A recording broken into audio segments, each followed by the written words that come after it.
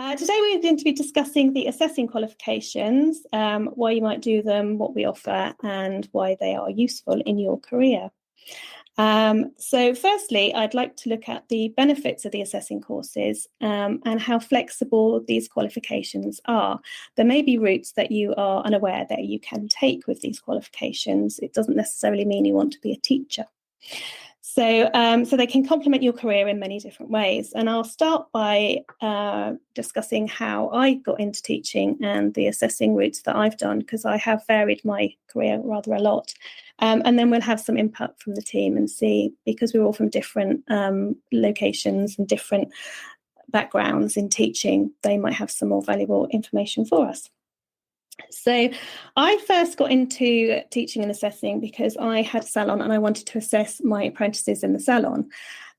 Colleges will tell you this is really valuable if you can get an employer or employee to do this, because it helps the learners to get through their qualifications a lot quicker.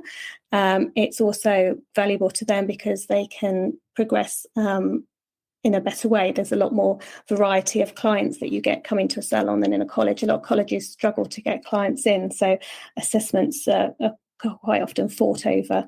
Whereas in a salon, you have clients in all the time. A lot of them have been there a long time, so they'll happily let an apprentice work on them for their qualifications. So that's initially why I got into assessing.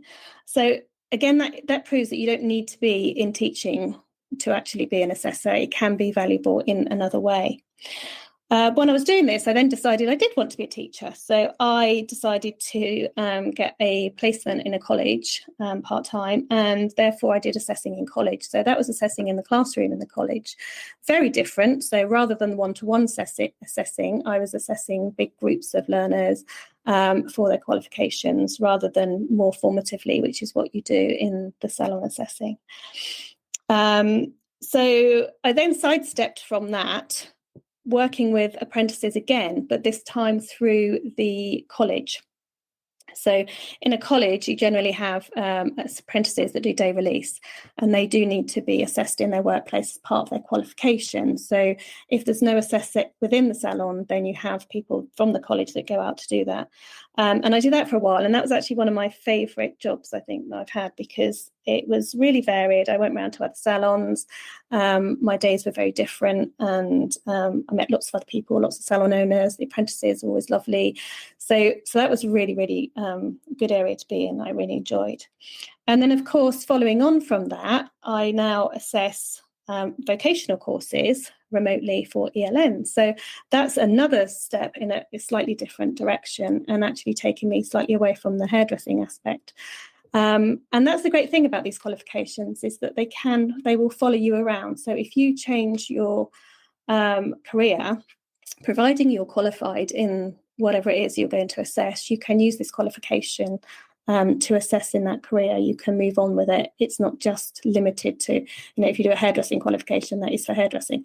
This will move around with you. So they are really versatile to have. You can also use it within endpoint assessing. I've never done that because endpoint assessing came in after I left college assessing.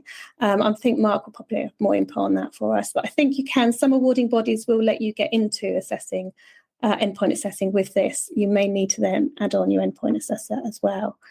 So let's ask the team if they would like to contribute in their own ways about how they got into assessing and what their experiences are. I think Kelly would like to say something. Hi Dee.